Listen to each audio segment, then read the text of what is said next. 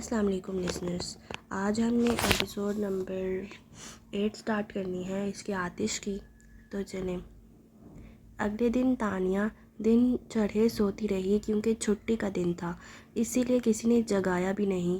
12 بجے اٹھی تو ناشتے میں صرف چائے کا کپ ہی لیا اور بعد میں سب کے ساتھ دوپہر کا کھانا کھایا. کسی بھی طرح کے سوال جواب سے بچنے کے لیے وہ سارا وقت عمیر اور عزیر کے ساتھ رہی اور کھانے کے بعد خود ہی کرکٹ کھیلنے کا پروگرام بنا لیا. عزیر بیٹنگ کر رہا تھا، نور الہدیٰ بالنگ کرا رہے تھے، تانیہ اور عمیر فیلڈرز تھے اور بابا جان امپائر. مریم سٹینڈ میں بیٹھے شائقین کی طرح نعرے لگا رہی تھیں، شاباش، چھکا لگاؤ اس بال پر. جب تک نور الہدیٰ خود بے ہوش ہو کر نہ گر پڑے وکٹ نہیں چھوڑنا. بالنگ کے لیے بھاگتے نور الہدیٰ رکے اور ان کی طرف دیکھ کر کہا، او بیوی، اللہ کا خوف کرو، شوہر کا بہت حق ہوتا ہے. وہ تڑکی بہ تڑکی بولیں، میں صرف بیوی ہی نہیں ماں بھی ہوں، اور ماں کے لیے اولاد سے بڑھ کر کچھ نہیں ہوتا، یہاں تک کہ بچوں کا باپ بھی نہیں. کم آن عزیر، آج ذرا اپنے باپ کے چھکے تو چھڑاؤ. اداس مت ہوں پاپا. نور الہدیٰ کی اتری شکل دیکھ کر تانیہ ان سے بولی، بیوی نہ صحیح پر بیٹی آپ کے ساتھ ہے. تھینک یو سویٹ ہارٹ، وہ مظلومیت سے بولے. مینشن ناٹ، بس آپ جلدی سے عزیر کو آؤٹ کر دیں پھر میں بیٹنگ کروں گی. عمیر گھور کر بولا، دیکھا پاپا، یہ لالچی خاتون آخر آپ کا ساتھ کیوں دے رہی ہے. ادھر آؤ تمہیں بتاتی ہوں. وہ ناک پر اینک صحیح کر کے عمیر پر جھپٹی. جس کو مار کٹائی کرنی ہے شوق سے کر لے، پر یاد رکھنا کسی کو ایکسٹرا ٹائم نہیں ملے گا. اوکے. بابا جان کی وارننگ پر سب اپنی پوزیشن پر واپس چلے گئے.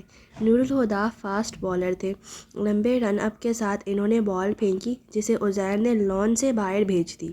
And that's a 6. امپائر نے کمنٹری کی اور مریم تالیاں بجانے لگیں. بال کے پیچھے بھاگتی تانیہ نے سفید شلوار قمیض میں وجدان کو واچ مین کے ساتھ گیٹ پر دیکھا تو ٹھٹک کر رک گئی.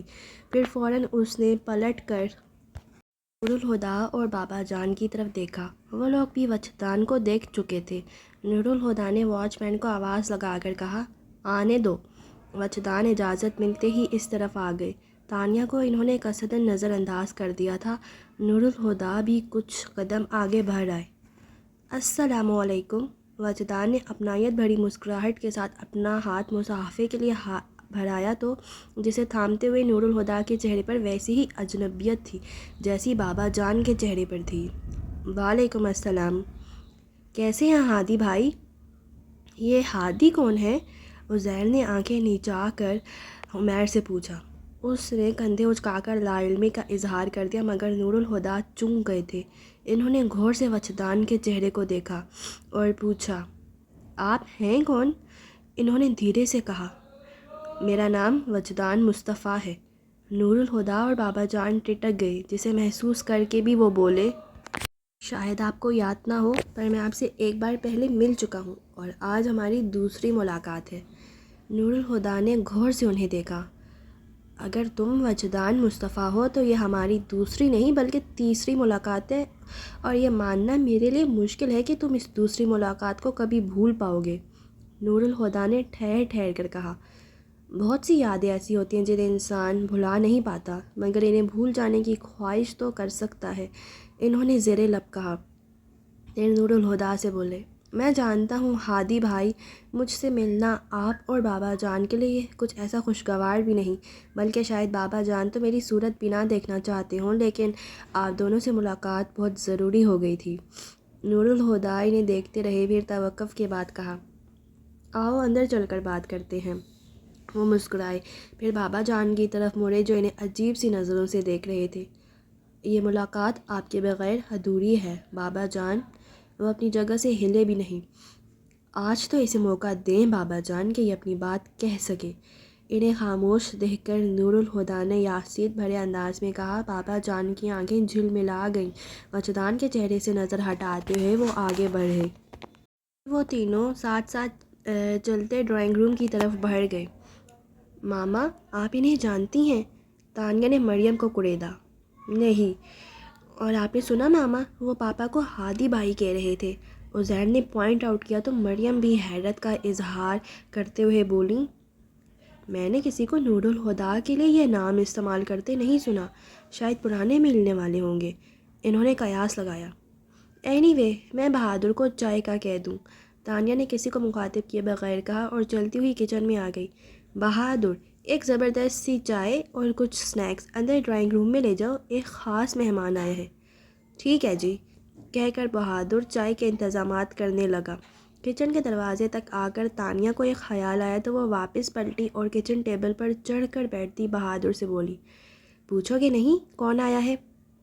کون آیا ہے تانیہ بی بی؟ تانیہ کی فرمائش پر اس سے پوچھا۔ وہ اس کے رد عمل کو سوچ کر شرارت سے بولی، ملیحہ فاروقی کے شوہر آئے ہیں۔ کیا؟ بہادر نے بڑا سا منہ کھول کر اسے دیکھا۔ سچ کہہ رہی ہوں، اور تمہاری ملیحہ بی بی کا ایک بیٹا بھی ہے۔ وہ بہادر کی حیرت سے محظوظ ہوتے ہوئے بولی تو بہادر کا کھلا منہ کچھ اور کھل گیا۔ ملیحہ بی بی کا بیٹا؟ تانیہ نے سر ہلا کر اس کی شکل دیکھی جو منہ پر دونوں ہاتھ رکھے تانیہ کو آنکھیں پھاڑ پھاڑ کر دیکھ رہا تھا۔ آپ بی بی صاحب کے بارے میں ہی بات کر رہی ہیں نا؟ کرنل صاحب کی بیٹی کے بارے میں؟ ہاں، میں تمہاری بی بی صاحب کے بارے میں ہی بات کر رہی ہوں، ملیحہ فاروقی کے بارے میں۔ تم بھول گئے انہیں؟ وہ ایک دم ہی افسردہ ہو گیا تھا۔ وہ ایسی نہیں تھی کہ کوئی انہیں بھول جاتا، پر یہاں تو کسی نے انہیں یاد ہی نہیں رکھا۔ پھر اس نے تانیہ کی طرف دیکھ کر اچنبھے سے کہا، لیکن آپ نے یہ اب بھی کیا بات کہی؟ بی بی صاحب کا تو کوئی بیٹا نہیں ہے اور ان کی شادی بھی نہیں ہوئی تھی۔ وہ ہنسی، نہیں بہادر، ملیحہ فاروقی کی شادی ہوئی تھی اور ان کا ایک بیٹا بھی ہے جو ASP ہے۔ جانتے ہو ASP پولیس کا بڑا افسر ہوتا ہے۔ ہوتا ہوگا تانیہ بی بی، مگر وہ پولیس والا بی بی صاحب کا بیٹا ہو ہی نہیں سکتا۔ وہ اڑیل پن سے بولا۔ کیوں نہیں ہو سکتا؟ کیونکہ بی بی صاحب مر گئی تھیں۔ تانیہ کتنی ہی دیر ہنستی رہی، پھر کہا، ٹھیک ہے وہ مر گئی تھیں، مگر مرنے سے پہلے لوگ شادی بھی کرتے ہیں اور ان کے بچے بھی ہوتے ہیں۔ مگر تانیہ بی بی، ان کی شادی نہیں ہوئی تھی۔ وہ اب بھی اڑا ہوا تھا۔ تانیہ چھوٹے بچے کی طرح اسے سمجھانے لگی، دیکھو جب وہ یہاں سے گئی تھیں تو ان کی شادی نہیں ہوئی تھی، مگر یہاں سے جانے کے بعد انہوں نے وجدان مصطفیٰ سے شادی کر لی تھی، پھر ان کا بیٹا پیدا ہوا اور وہ مر گئیں۔ وہ الجھ کر بولا، مگر بی بی صاحب کہیں نہیں گئی تھیں، اسی گھر میں ان کی موت ہوئی تھی اور اسی گھر سے ان کا جنازہ اٹھا تھا۔ کیا؟ اب کہ تانیہ حیران رہ گئی۔ جی تانیہ بی بی صاحب کنواری مر گئی تھی، ان کی تو شادی کبھی ہوئی ہی نہیں تھی۔ تانیہ کے سر میں دھماکے سے ہونے لگے تھے۔ وہ آہستہ سے ٹیبل سے اتر گئی اور بہادر کہتا جا رہا تھا، پتہ نہیں تانیہ بی بی آپ کو کسی نے کیا بتایا ہے، لیکن ہمیں اس بارے میں بات کرنے سے سختی سے منع کیا گیا ہے۔ وہ تو آپ نے مرنے والی کے بارے میں اتنی بڑی بات کہہ دی تھی تو ہم بھی بھول پڑے، پر آگے ہم سے کچھ نہ پوچھیے گا۔ اور آگے رکھا بھی کیا ہے، وہ بیچاری مر گئیں اور ساری باتیں ختم ہو گئیں۔ بڑی نیک لڑکی تھی، اللہ جنت نصیب کرے۔ باتیں ختم نہیں ہوئیں، اس نے دل میں کہا، باتیں تو شروع ہوئی ہیں۔ جب ملیحہ نے دادا جان کے کسی حکم سے سرتابی نہیں کی تو اسے گمنام کیوں کر دیا گیا؟ اس کی موت کن حالات میں ہوئی اور کیوں اسے پر اسرار بنایا جا رہا ہے؟ اور سب سے اہم چیز، یہ بات کیوں مشہور کی گئی کہ وہ وجدان مصطفیٰ کی بیوی تھی؟ اور ان کی اصل بیوی اور شایان کی ماں کون ہے؟ اور اس کی شخصیت کو کیوں چھپایا گیا؟ اور کیوں شایان کو بھی یہ یقین دلایا گیا کہ وہ ملیحہ کا بیٹا ہے؟ سوال ہر طرف بکھرے تھے پر جواب کہیں نہیں تھا۔ وہ لاؤنج میں آئی اور ڈرائنگ روم کے گلاس ڈور سے اندر دیکھنے لگی جہاں سے پردہ ہٹا ہوا تھا۔ دادا جان صوفے پر بیٹھے بار بار پہلو بدل رہے تھے اور نور الہدیٰ وجدان کے ساتھ بیٹھے ان کے کندھے پر بازو لائے دھیرے دھیرے بولتے وجدان کی بات بڑے دھیان سے سن رہے تھے۔ وہ پہلے ہی جانتی تھی کہ نور الہدیٰ اور بابا جان کبھی ملیحہ کے بارے میں زبان نہیں کھولیں گے۔ اب اس نے وجدان کا نام بھی اس فہرست میں شامل کر لیا تھا۔ نہ جانے اب یہ تینوں اندر بیٹھے کون سا اسکرین پلے لکھ رہے ہیں۔ وہ تینوں لوگ جنہیں ملیحہ نے سب سے زیادہ چاہا تھا اس کے بارے میں سچ بتانے کو تیار نہیں۔ پتہ نہیں اس کی ذات پر جھوٹ کے پردے کیوں ڈالے گئے۔ کوئی ہے تو اسے بیٹی ماننے کو تیار نہیں اور کوئی کہتا ہے کہ وہ اس کے بچے کی ماں تھی۔ کیا گورکھ دھند ہے۔ وہ چلتی ہوئی صوفے پر آ بیٹھی۔ کہانی کے 4 بنیادی کرداروں میں سے ایک موت کی آغوش میں چلا گیا اور باقی 3 جو بھی بولیں گے وہ سچ نہیں ہوگا، مگر شاید کہانی کا کوئی ثانوی کردار سچ بولنے پر آمادہ ہو جائے، جیسے سمیرہ۔ آف کورس، اس نے اپنے خیال کی تائید کی۔ سمیرہ کو ضرور پتہ ہوگا کہ ملیحہ کی موت کیوں اور کیسے ہوئی۔ اگر یہ پتہ چل جائے تو باقی کی الجھنیں بھی سلجھ جائیں گی۔ لیکن سمیرہ کو میں کہاں ڈھونڈوں گی؟ میں نے تو کبھی ملیحہ کے ننھیال میں سے کسی شخص کو قصر فاروقی میں آتا جاتا نہیں دیکھا، تو پھر سمیرہ سے میں کیسے ملوں گی؟ وہ سوچنے لگی۔ میری ممی شایان کی مدر کی کزن ہے۔ تانیہ کو اچانک فائزہ کی بات یاد آئی اور اچھل کر اپنی جگہ سے کھڑی ہو گئی۔ اوہ مائی گاڈ! فائزہ اور شایان کی مائیں آپس میں کزنز تھیں۔ شایان کی ماں کی حیثیت سے تو سب ملیحہ کو ہی جانتے ہیں، اور فائزہ کی ماں ہے سمیرہ آنٹی، اور فائزہ آفاق یعنی Sameera Afaq. It's really amazing! وہ ہنسنے لگی۔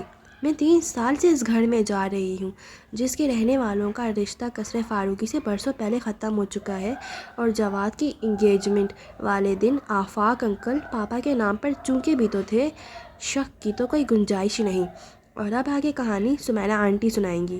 وہ جوش میں چلتی اپنے کمرے سے گاڑی کی چابی اٹھا کر پورچ میں آ گئی اور کچھ ہی دیر میں وہ فائزہ کے گھر پر تھی۔ فائزہ نے اسے دیکھا تو حیران رہ گئی۔ تم؟ ہاں میں، لیکن تم اس قدر حیران کیوں ہو؟ تمہیں پتہ ہے رات تمہارے جانے کے بعد کیا ہوا؟ فائزہ انسنی کرتے ہوئے بولی۔ میں شروع سے ہی چاہتی تھی کہ تمہاری اور شایان کی شادی ہو جائے، اور شایان کو تمہارے پاپا کا نام سن کر ہی اوٹ پٹانگ قسم کے خوف ستانے لگے تھے، اور کل میں نے شایان کو جھوٹ بول کر اسی لیے بلوایا تھا کہ تم دونوں آمنے سامنے بیٹھ کر بات کرو گے تو شاید اس کے دماغ سے خوف نکل جائے۔ پھر بھی تم اس کی بات مان گئیں تو آخری حل یہی بچا تھا کہ میں وجدان انکل کو سب بتا دوں، اور میں نے انہیں سب بتا دیا۔ اچھا، تو اس لیے وہ پاپا اور دادا جان سے ملنے گھر آ پہنچے؟ میں بھی حیران تھی کہ اتنے سالوں میں تو وہ کبھی دادا جان سے ملنے نہیں آئے، تو آج کیا وجہ ہو سکتی ہے؟ کیا وجدان انکل تمہارے گھر آئے تھے؟ فائزہ پوچھنے لگی۔ آئے تھے نہیں، اس وقت بھی وہ قصر فاروقی میں موجود ہیں۔ بہت بد اخلاق ہو، اتنے برسوں بعد وہ تم لوگوں سے ملنے آئے اور تم انہیں چھوڑ کر یہاں چلی آئیں۔ فائزہ نے اسے سرزنش کی۔ ان کی پاپا اور دادا جان کے ساتھ خفیہ میٹنگ چل رہی ہے، اس لیے میری اس بد اخلاقی سے کوئی فرق نہیں پڑے گا۔ اچھا سنو، میں آج خاص طور پر آنٹی سے ملنے آئی ہوں، انہیں کمرے میں بلا لو۔ وہ اپنے مطلب کی بات پر آ گئی۔ خیریت؟ فائزہ نے پوچھا۔ ہاں بس تم انہیں بلا لو۔ ٹھیک ہے، وہ کہہ کر اٹھی اور روم سے چلی گئی۔ فائزہ بتا رہی تھی تم خاص طور پر مجھ سے ملنے آئی ہو؟ بیڈ پر بیٹھنے کے بعد وہ متعارف انداز میں بولی۔ جی آنٹی، آپ سے کچھ ضروری باتیں کرنی ہیں۔ کہو۔ 1 منٹ۔ ان کی اجازت پا کر اس نے فائزہ کی طرف رخ کیا۔ فائزہ، ہمیں کچھ دیر کے لیے اکیلا چھوڑ سکتی ہو؟ ہاں کیوں نہیں؟ وہ حیران تو ہوئی مگر فوراً ہی جانے کو کھڑی بھی ہو گئی۔ میں چائے بنا کر لاتی ہوں۔ یہ تکلف کی ضرورت نہیں ہے، بس اتنا خیال رکھنا جب تک میں کمرے کا دروازہ نہ کھول دوں کوئی ہمیں ڈسٹرب نہ کرے۔ جیسا تم کہو، وہ کہہ کر باہر نکل گئی اور جاتے جاتے دروازہ بھی بند کر گیا۔ جی تو شروع کریں؟ اس نے سمیرہ کی طرف دیکھ کر کہا۔ تانیہ نے محسوس کیا کہ وہ کچھ مضطرب سی تھیں۔ مجھے جانتی ہیں؟ انہیں خاموش دیکھ کر تانیہ نے سوال کیا۔ سمیرہ اس کے لہجے سے سمجھ گئیں کہ اس کا سوال کا مطلب کیا تھا اور کہا، تم نور الہدیٰ کی بیٹی ہو اور آپ افتخار حسن کی بیٹی ہیں۔ تانیہ نے ان کے چپ ہوتے ہی کہا، میرا مطلب ہے ملیحہ کے ماموں افتخار حسن کی بیٹی۔ تمہیں فائزہ نے بتایا ہوگا؟ انہوں نے فوراً قیاس لگایا۔ نہیں، مجھے ملیحہ نے بتایا ہے۔ سمیرہ نے اس طرح اسے دیکھا جیسے اس کا دماغ چل گیا ہو، مگر بحث نہیں کی۔ میں آپ کی بہت عزت کرتی ہوں، مگر اب لگ رہا ہے مجھے اس رویے پر ایک بار پھر غور کر لینا چاہیے۔ وہ دانستہ بد لحاظ ہوئی۔ اور اس بات سے تمہارا کیا مطلب ہے؟ وہ ناگواری سے گویا ہوئیں۔ آپ کو شرم نہیں آتی؟ تانیہ ایک دم سے بھڑک اٹھی۔ جو لڑکی آپ کو اپنی بہن کی طرح سمجھتی تھی، آپ اس پر بہتان لگاتی ہیں کہ وہ اپنے گھر سے بھاگ گئی تھی۔ میں نے یہ کبھی نہیں کہا کہ ملیحہ گھر سے بھاگی تھی، وہ بل کھا کر بولیں۔ تو پھر ملیحہ اور وجدان کی شادی کیوں کر ہوئی؟ وہ پوچھنے لگی۔ ملیحہ کا اپنے بابا جان کے ساتھ اس ایشو پر جھگڑا ہو گیا تھا، پھر بات بڑھ گئی اور ان حالات میں اسے گھر چھوڑ کر یہاں آنا پڑا۔ وہ اور چاچو نے دونوں میں صلح کی کوشش بھی کی، مگر پھپھا جان نے کہہ دیا ملیحہ ان کے لیے مر چکی ہے۔ اس کے بعد سب کو یہی مناسب لگا کہ ملیحہ کی شادی وجدان سے کر دی جائے۔ وہ وجدان کے ساتھ بھاگی نہیں تھی، اسے باقاعدہ رخصت کیا گیا تھا۔ وہ غصے سے چبا چبا کر بولی۔ تانیہ نے سکون سے ان کی بات ختم ہونے کا انتظار کیا، پھر کہا ان کا انتقال کس طرح ہوا؟ وہ ایک پل کو رکی اور کہا شایان کی پیدائش پر ملیحہ کی وفات ہو گئی تھی۔ مگر کس طرح؟ وہ پوچھ رہی تھی۔ سمیرہ زچ ہو گئی۔ بچے پیدا کرتے وقت اکثر عورتیں مر جاتی ہیں، اس سے پوچھنے والی کیا بات ہے؟ حیران ہونے کی بات تو ہے نا؟ ان کی بات پر غور کرتے ہوئے وہ اٹھی اور ان کے سامنے کھڑے ہوتے ہوئے دونوں بازو لپیٹ کر کہا اس میں حیران ہونے والی کیا بات ہے؟ سمیرہ اور چنبے سے بولی تو تانیہ اپنے الفاظ پر زور دے کر بولی اگر ایک ایسی عورت بچہ پیدا کرتے ہوئے مر جائے جس کے ہاں کبھی بچہ پیدا ہی نہیں ہوا تھا تو سن کر حیرت تو ہوگی۔ اس بار سمیرہ کچھ بول نہیں پائیں۔ ملیحہ کی شادی نہیں ہوئی تھی، اس نے بڑے سکون سے انہیں دیکھتے ہوئے کہا۔ ایک ایسی لڑکی جو مر چکی ہے، اس کے بارے میں اتنا بڑا جھوٹ کہ وہ کسی کی بیوی اور کسی کے بچے کی ماں تھی، بولتے ہوئے آپ کو شرم نہیں آئی؟ وہ چپ ہوئی، پھر طنز ہنسی کے ساتھ بولی لیکن آپ کیا کسی مرے ہوئے کا لحاظ کریں گی جب آپ نے زندہ لوگوں کا لحاظ نہیں کیا؟ شایان کے ساتھ کیا کیا آپ لوگوں نے؟ جسے وہ ماں سمجھتا ہے وہ اس کی ماں نہیں ہے، اگر پتہ چل جائے تو اس کی کیا حالت ہو۔ وہ بدنصیب ماں جس نے اسے پیدا کیا ہے، اس پر کتنا ظلم کیا آپ سب نے، اور آج میری زندگی آپ لوگوں کی وجہ سے ہی برباد ہو رہی ہے۔ یہ سوچ کر وہ ملیحہ فاروقی کا بیٹا ہے، شایان مجھ سے شادی نہیں کرنا چاہتا اور میں سچ جان کر بھی اسے بتا نہیں سکتی، کیونکہ میں جانتی ہوں وہ کبھی سہ نہیں پائے گا کہ جس باپ سے وہ اتنی محبت کرتا ہے اسی نے اس کی ماں کی شناخت کے حوالے سے اسے دھوکہ دیا۔ وہ رکی اور شکایتی نگاہوں سے سمیرہ کو دیکھنے لگی جن کی آنکھوں سے اب آنسو گرنے لگے تھے۔ دادا جان، پاپا، وجدان اور آپ، ملیحہ نے ہر ایک سے محبت کی، اور اس کے مرنے کے بعد آپ سب نے اس کے ساتھ کیا کیا؟ پاپا اور دادا جان یوں اس کے ذکر سے لا تعلق ہو گئے جیسے وہ کبھی پیدا ہی نہیں ہوئی تھی، اور وجدان جو ملیحہ کے لیے یقین کا چہرہ تھا، اس کے چہرے کو دھوکہ بنا کر اپنے بیٹے کے سامنے پیش کرتے رہے، اور آپ نے وجدان کو ایسے کرنے دیا۔ کس قدر بد نصیب تھی وہ، اس نے کبھی سوچا بھی نہیں ہوگا کہ اس کے مرنے کے بعد اس کے ساتھ یہ سب ہو جائے گا۔ سمیرہ کے آنسو اور بھی شدت سے بہنے لگے، مگر تانیہ اس پر ترس کھائے بغیر بولتی رہی۔ جھوٹ کا یہ محل کھڑا کرنے کی کیا ضرورت تھی؟ بتائیں، میری اور شایان کی زندگیوں کو برباد کرنے کا آپ کے پاس کیا جواز ہے؟ جواب دیں۔ یہاں دینے کے لیے آپ کے پاس کوئی جواب بھی نہیں ہے، استہزائی انداز میں کہتے ہوئے اس کی آواز مزید تیز ہو گئی۔ آج تو آنسو بہا رہی ہیں، مگر جب ملیحہ کی موت کا تماشا بنا رہی تھی اس وقت آپ کے آنسو کہاں تھے؟ میں نے ملیحہ کی موت کو تماشا نہیں بنایا، وہ چلا اٹھی۔ ہاں، وہ بد نصیب تھی، مگر کسی نے بھی نہیں سوچا تھا کہ اس کے ساتھ یہ سب ہو جائے گا۔ پھر وہ آنسو پونچھے بغیر ہولے سے بولنے لگیں۔ مجھے آج بھی یقین نہیں آتا کہ ملیحہ مر چکی ہے۔ کس نے سوچا تھا وہ اس طرح مر جائے گی؟ جیتے جی کبھی نہیں ستایا اور مر کر سب کے لیے عمر بھر کا عذاب بن گئی۔ انہوں نے تانیہ کی طرف دیکھا۔ یہ کوئی پریوں کی داستان نہیں جسے سننے کے شوق میں تم یہاں چلی آئیں۔ جانتی ہوں یہ پریوں کی داستان نہیں ہے، مگر پری کی داستان تو ہے جو جادو نگری میں کھو گئی۔ ان کے پاس بیٹھتے ہوئے تانیہ نے اس بار رسان سے کہا تھا۔ سمیرہ بھیگی آنکھوں سے اسے دیکھنے لگیں اور دھیرے دھیرے ماضی کے پردے ہٹانے لگیں۔ آفاق چونک تو تبھی گیا تھا جب اس نے شام کے پس منظر میں ملیحہ اور وجدان کو ایک دوسرے میں کھوتے ہوئے دیکھا تھا، مگر اس نے خود کو کسی بھی طرح قیاس آرائی سے محفوظ رکھا۔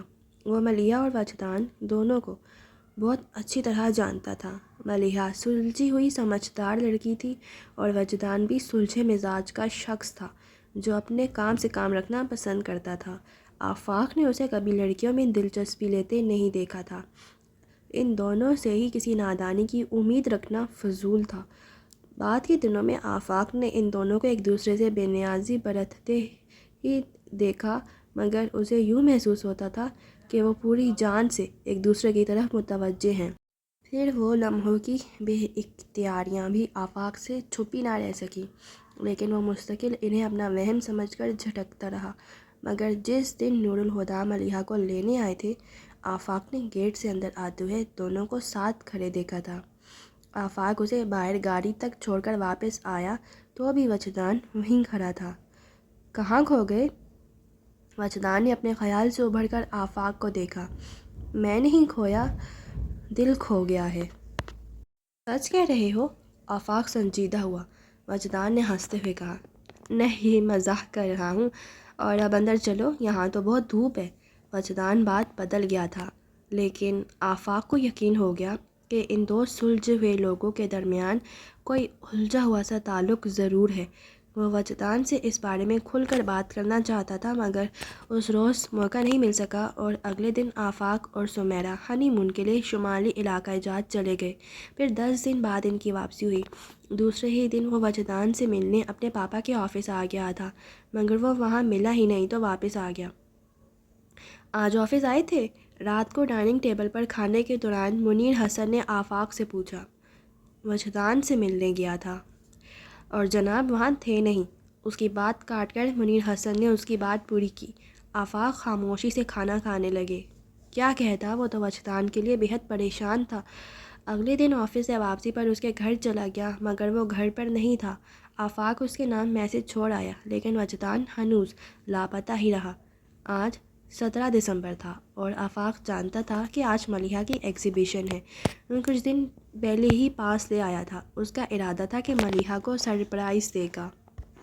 آفس سے فارغ ہو کر سیدھے آرٹس کونسل جانے کے بجائے آفاق ڈیلی نیوز پیپر کے آفس آ گیا۔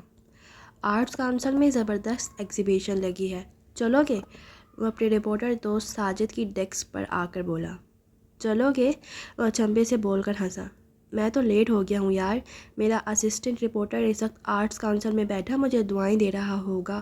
شام کے اخبار میں نمائش کی کور رپورٹ چھاپنی ہے۔ میں نے اسے کہا تھا ڈائریکٹ وہیں پہنچ جائے، میں بھی سیدھا وہیں آؤں گا، لیکن ایڈیٹر صاحب نے بلوا لیا۔ اب وہ میری جان چھوڑیں تو میں جاؤں۔ کتنی دیر لگے گی؟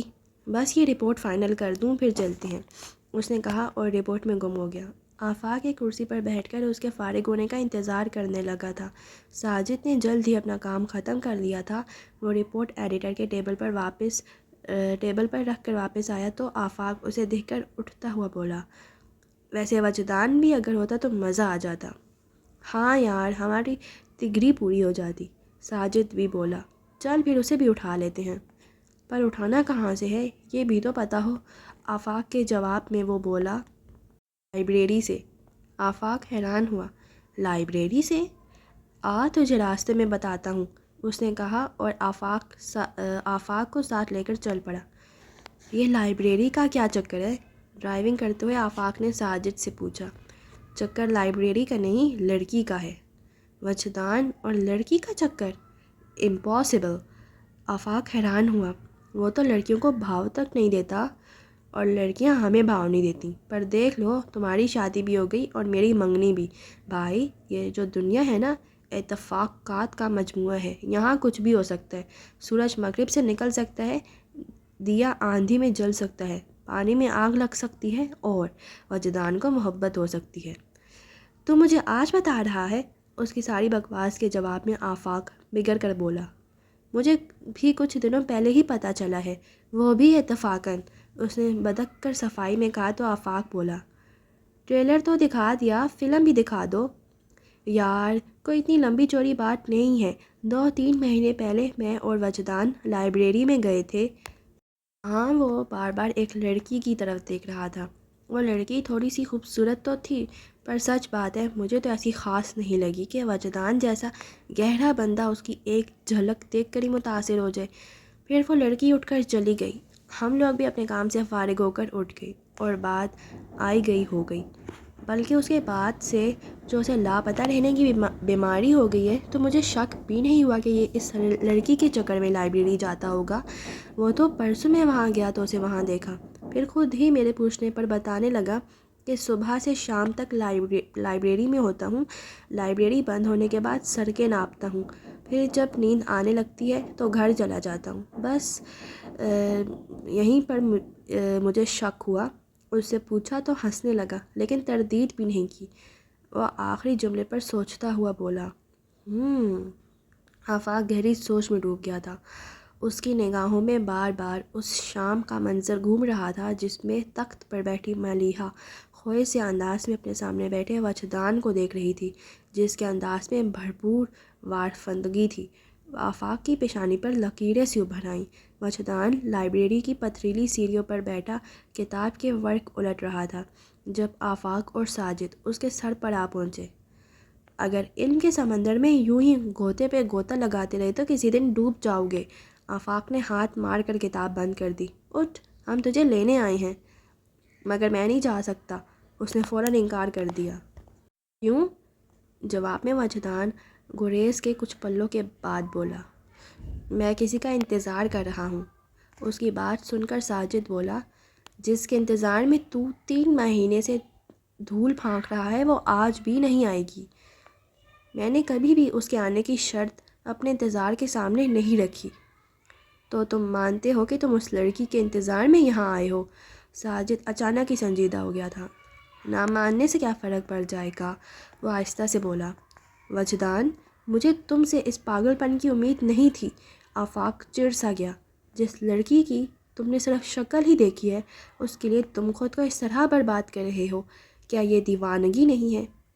ہے تو، وہ مسکرایا، اور دیوانے کو صرف اپنی دیوانگی سے مطلب ہوتا ہے۔ ایک دن کے ناگے سے تیری دیوانگی میں کوئی فرق نہیں پڑ جائے گا، وہ نہ آ کر تیری غیر حاضری نوٹ کرنے والی ہے۔ اب اٹھ جا، ساجد نے کہا۔ پھر اس کے نہیں کرنے کے باوجود وہ دونوں اسے گھسیٹتے ہوئے گاڑی میں لے آئے۔ وہ آیا تو بے دلی سے تھا، مگر نمائش میں ملیحہ کو دیکھ کر وہ اس اتفاق پر حیران رہ گیا۔ آفاق نہ جانے کدھر تھا اور اس کے ساتھ کھڑا ساجد کسی سے انٹرویو لے رہا تھا۔ وجدان اپنے آپ ہی اس کی طرف چل پڑا۔ اس کے ہاتھ میں ساجد کا کیمرہ تھا۔ بنا سوچے ہی غیر ارادی طور پر اسے ملیحہ کی کئی تصویریں کھینچ لیں۔ اپنے چہرے پر فلیش کی روشنی محسوس کر کے ملیحہ اس طرف متوجہ ہوئی تو وجدان کو دیکھ کر وہ بھی حیران رہ گئی۔ وہ دونوں ہر طرف سے بیگانہ آپس میں باتیں کر رہے تھے، تبھی آفاق اس طرف چلا آیا۔ رنگ تو اس نے ملیحہ کے چہرے پر بھی دیکھے تھے، مگر وجدان کی آنکھوں کی چمک نے اسے واقعی الجھا دیا تھا۔ ملیحہ پلٹ چکی تھی۔ آفاق چلتا ہوا وجدان کے پاس آ گیا اور اس کے کندھے پر ہاتھ رکھ کر گمبھیر لہجے میں بولا، وہ میری بہن ہے۔ وجدان نے اس کی طرف دیکھا جو جاتی ہوئی ملیحہ کو دیکھ رہا تھا۔ اور میں تمہاری بہن سے شادی کرنا چاہتا ہوں، وہ اپنے مخصوص واضح انداز میں بے دھڑک بولا تھا۔ آفاق اسے دیکھتا رہا، پھر اس کے شانے سے ہاتھ ہٹا کر بولا، باہر چل کر بات کرتے ہیں۔ میں نے ملیحہ کو پہلی بار لائبریری میں دیکھا تھا۔ وہ گھاس پر آفاق کے مقابل دونوں ہاتھ پیچھے ٹکائے دور آسمان کی وسعت میں کھویا کہہ رہا تھا۔ میں وہاں ساجد کا انتظار کر رہا تھا کہ ملیحہ کو آتے دیکھا۔ پہلی غیر ارادی نظر کے بعد میں نے ان پر سے نگاہ ہٹا لی تھی، پر نظر ہٹانے کے بعد میرا دل چاہا ایک بار اور ان کی طرف دیکھوں۔ اپنی یہ خواہش مجھے بھی عجیب لگی تھی۔ میں ان پر سے توجہ ہٹانے کے لیے کتاب پڑھنے لگا اور تھوڑی دیر میں ہی ساجد بھی آ گیا تھا، مگر میں ملیحہ سے اپنی توجہ ہٹا نہیں پایا۔ وہ ایسی جگہ بیٹھی تھی کہ ہر صفحہ الٹتے وقت میری نظر ان کے چہرے پر ٹھہر جاتی۔ اتنے فاصلے اور اونچائی پر ہونے کے باوجود مجھے ان کا ہر نقش بہت صاف دکھائی دے رہا تھا۔ میں ان کی پلکوں کا اٹھ کر گرنا محسوس کر رہا تھا۔ اس کی گردن کی ہر حرکت کے ساتھ ان کے گلے میں پری باریک چین پر بل پڑتے بہت واضح نظر آ رہے تھے۔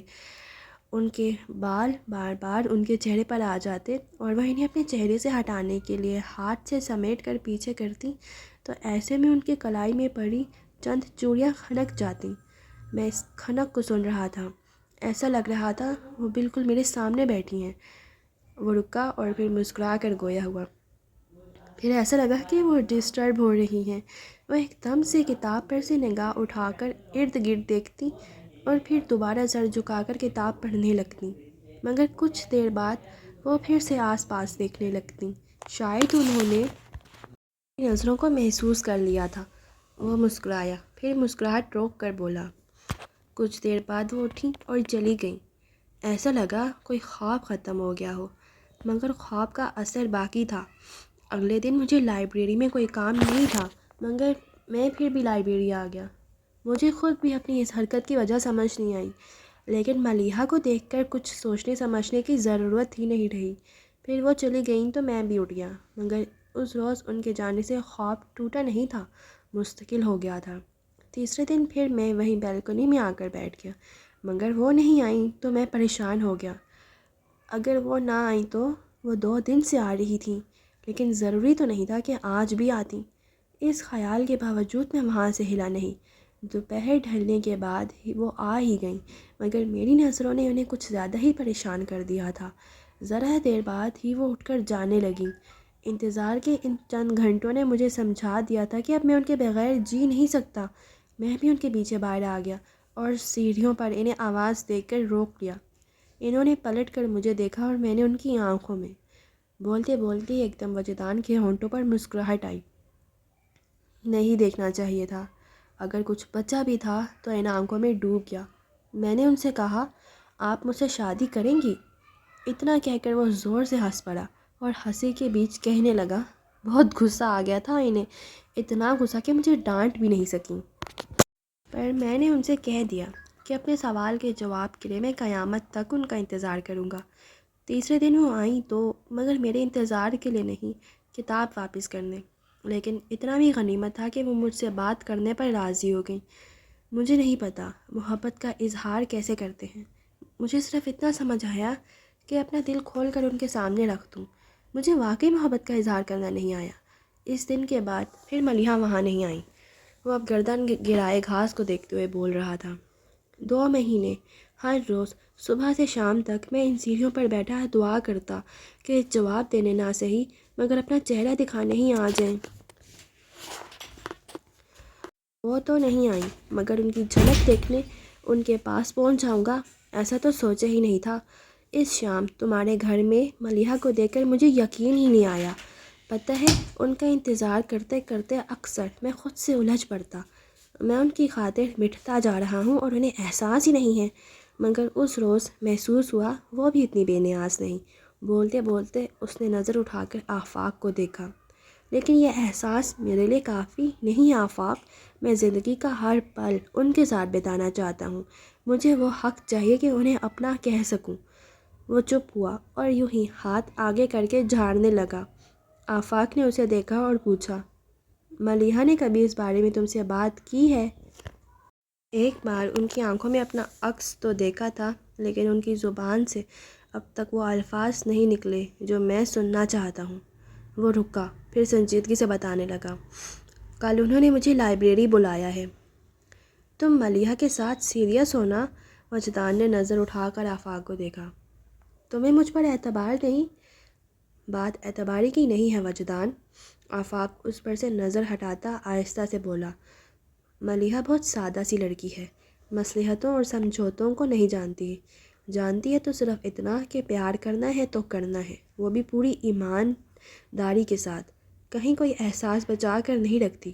پاگل ہے، اتنا بھی نہیں سمجھتی کہ گہری محبت کے زخم بھی گہرے ہوتے ہیں، مگر حساس بھی ہے، خراش لگ جائے تو تڑپ اٹھتی ہے، کہیں زخم لگ گیا تو جھیلنا مشکل ہے۔ خیال رکھنا وجدان، اسے کبھی چوٹ نہ لگے۔ آئی پرومس، خود پر جھیل لوں گا لیکن ملیحہ کو تکلیف نہیں پہنچنے دوں گا۔ اس نے پورے دل سے وعدہ کیا۔ آفاق یقین کرنے والی مسکراہٹ کے ساتھ اٹھا، اسے بھی اپنے ساتھ اٹھنے کو کہا۔ چلو اندر چلتے ہیں، میں ابھی ملیحہ سے ملا بھی نہیں۔ تم جاؤ، میں تو اب گھر جاؤں گا۔ کیوں؟ کیونکہ ملیحہ کی موجودگی میں خود کو روک نہیں پاتا، اور تمہارے ہوتے یہ سب مناسب نہیں لگتا۔ اس کے سنجیدگی سے بولنے پر آفاق نے مصنوعی خفگی سے وجدان کو گھورا۔ ابھی جو اتنی بکواس کر رہے تھے تب خیال نہیں آیا کہ کچھ سینسر کر لے، اور اب اندر جاتے ہوئے شرم آ رہی ہے؟ اور وجدان نے فوراً ہی اس کی غلط فہمی دور کر دی۔ میں ملیحہ کے خیال سے کہہ رہا ہوں، اس سچویشن میں کوئی بھی بہن بھائی کی موجودگی سے سپ ٹپا جائے گی۔ اللہ حافظ۔ وہ جانے لگا تو آفاق نے کہا، بھائی ساجد کا کیمرہ تو دے دے، اسے کہاں لے جا رہا ہے؟ ارے یار بھول گیا۔ اپنے سر پر ہاتھ مار کر گلے سے کیمرہ نکال کر اس نے آفاق کو پکڑایا اور ہاتھ ہلاتا ہوا چلا گیا۔ وہ ایک خوبصورت سے ڈیکوریٹ کیا ہوا لاؤنج تھا جس میں رات کے کھانے کے بعد سب لوگ بیٹھے چائے کے ساتھ گپ شپ کر رہے تھے۔ ڈبل صوفے پر مصطفیٰ عظیم اپنے بڑے بیٹے مزمل کے ساتھ بیٹھے تھے، جو فاصلے پر سنگل صوفے پر عائشہ بیگم بیٹھی تھیں۔ سامنے مزمل مصطفیٰ کی بیوی انیکا تھی اور وجدان کی باتوں سے الگ تھلگ کارپیٹ پر اپنے 1 سال کے بھتیجے کو گود میں لیے اس کے ساتھ بظاہر کھیل رہا تھا، مگر اندر ہی اندر وہ الفاظ ڈھونڈ رہا تھا، بات کیسے شروع کرے۔ پھر اس نے اچانک ہی دھماکہ کر دیا۔ کسی کو خاص طور پر مخاطب کیے بغیر اس نے اچانک کہا تھا، میں نے شادی کرنے کا فیصلہ کر لیا ہے۔ وہاں بیٹھے ہر شخص کو یہ سن کر یقیناً خوشی ہی ہوئی تھی، مگر اس کا جملہ اس قدر غیر متوقع تھا کہ کوئی رد عمل نہیں آیا۔ مصطفیٰ عظیم حیرت سے سنبھل کر بولے، ہمارے لیے تو یہ خوشی کی خبر ہے، مگر تم نے جو سلسلہ شروع کر رکھا ہے اس کے بعد یقیناً لڑکی کے گھر والوں کے لیے یہ سال کی سب سے بری خبر ہوگی۔ ابو آئی ایم سیریس۔ ان کے مذاق پر وہ سنجیدگی سے بولا، ایون آئی ایم سیریس سن۔ انہوں نے ایک دم سنجیدہ ہو کر کہا، میں نے کبھی بھی اپنے بیٹوں سے لاپرواہی اور غیر ذمہ داری کی امید نہیں کی تھی، اور تم سے تو بالکل بھی نہیں۔ خود مجھے وجدان سے ایسی حرکتوں کی امید نہیں تھی، مگر اب اسے لیکچر مت دیں، مجھے اس کی لاپرواہی کی وجہ سمجھ آ گئی ہے۔ عائشہ مصطفیٰ نے اپنے شوہر کو بیٹے کی کلاس لیتے دیکھ کر ٹوکا، پھر معنی خیزی سے بولی، غلطی وجدان کی نہیں ہے مصطفیٰ صاحب، بلکہ میری اور آپ کی ہے۔ بیٹا جوان ہو گیا ہے اور اسے خود ہی اپنے لیے سوچنا پڑا کہ شادی کرنی ہے، جبکہ یہ بات ہمارے سوچنے کی تھی۔ بالکل امی، یہ بات سمجھ میں بھی آتی ہے۔ وجدان بے شک ذمہ دار لڑکا ہے، پر کوئی ہو تو جس کے لیے ذمہ داری اٹھائی جائے۔ کیوں مزمل، آپ کا کیا خیال ہے؟ انیکا نے شوخی سے بولتے ہوئے اپنے شوہر سے رائے مانگی۔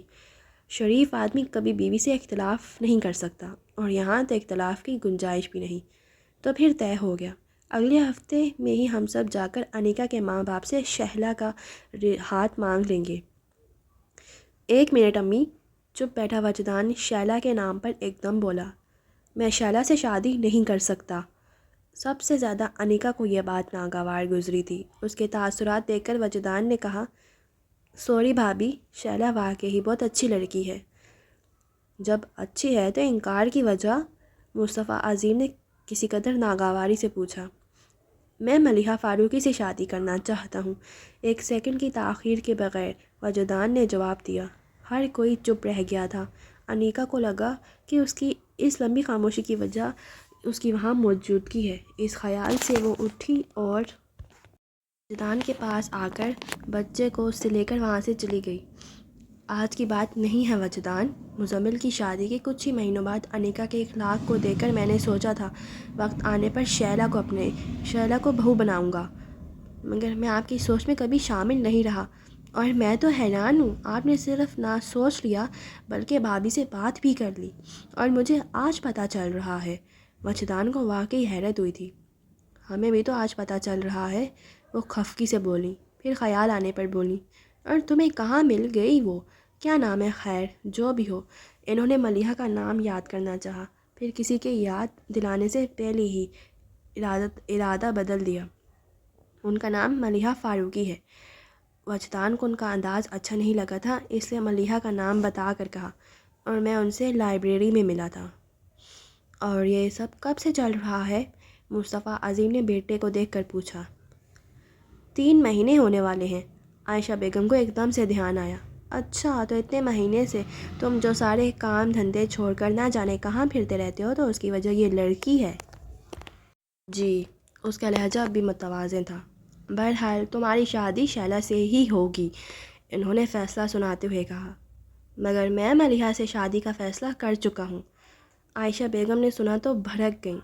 ہاں، اب یہی سننا باقی رہ گیا تھا، ٹھیک ہے، خود ہی سارے فیصلے کرو، ہمیں تمہارے بارے میں فیصلہ کرنے کا حق ہی کیا ہے؟ ایسی بات نہیں ہے امی۔ وہ ان کی ناراضگی پر پریشان سا ہو گیا، پھر ان کے برابر بیٹھ کر اپنا بازو ان کے گرد لپیٹتے ہوئے سمجھانے کے انداز میں بولا، آپ ان سے ملیں گی تو وہ آپ کو بہت اچھی لگیں گی۔ میں شائلہ سے کئی بار مل چکی ہوں اور وہ مجھے پسند ہے۔ اب آپ ضد کر رہی ہیں، وجدان نے تھک کر کہا۔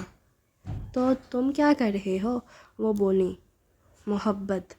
اس نے ایک لفظ کہہ کر بات پوری کر دی اور اٹھ کر چلا گیا۔ سنا آپ نے مصطفیٰ عظیم، آپ کا بیٹا کیا کہہ کر گیا ہے؟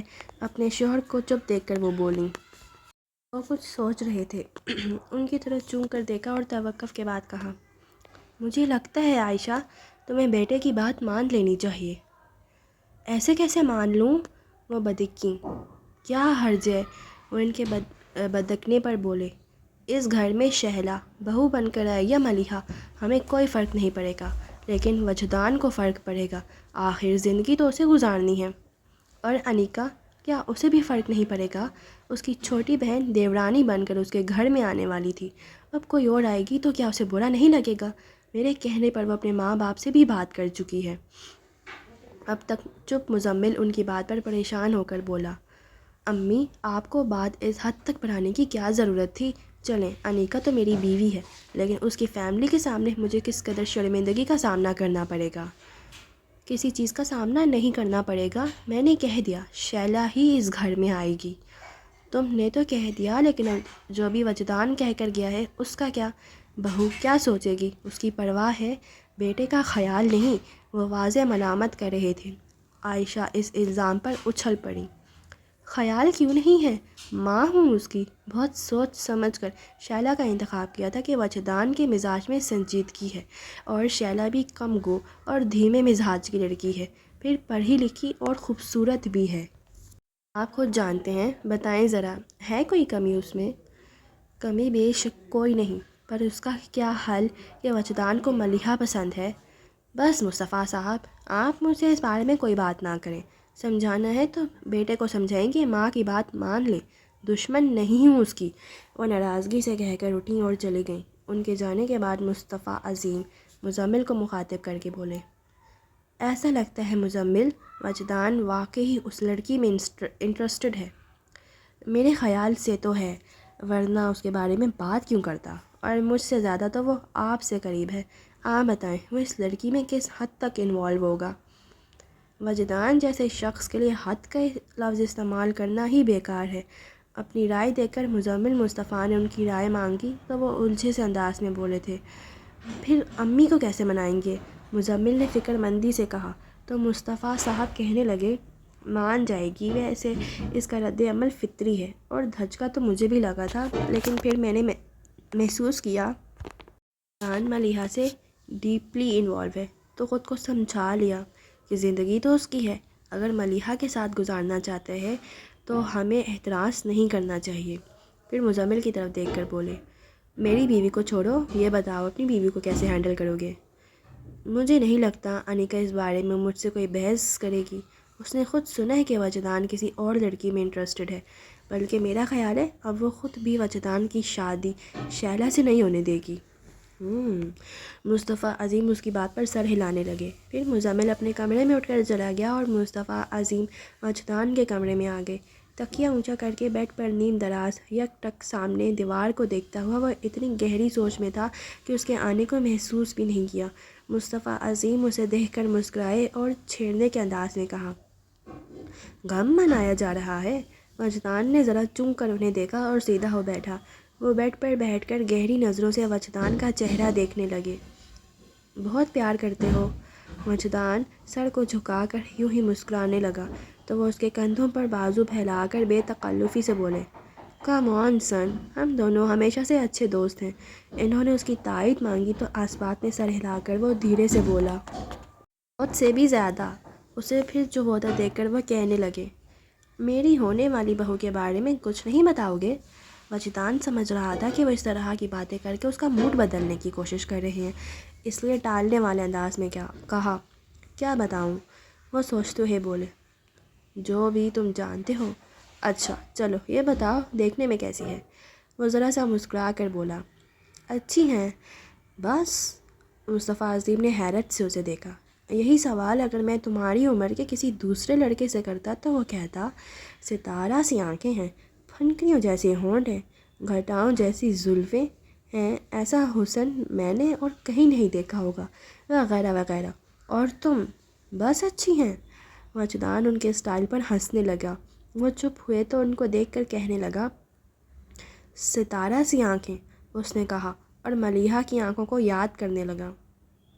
پتہ نہیں ان کی آنکھیں ستارہ سی ہیں یا نہیں، پر جس طرف اٹھ جاتی ہیں وہاں روشنی ہو جاتی ہے۔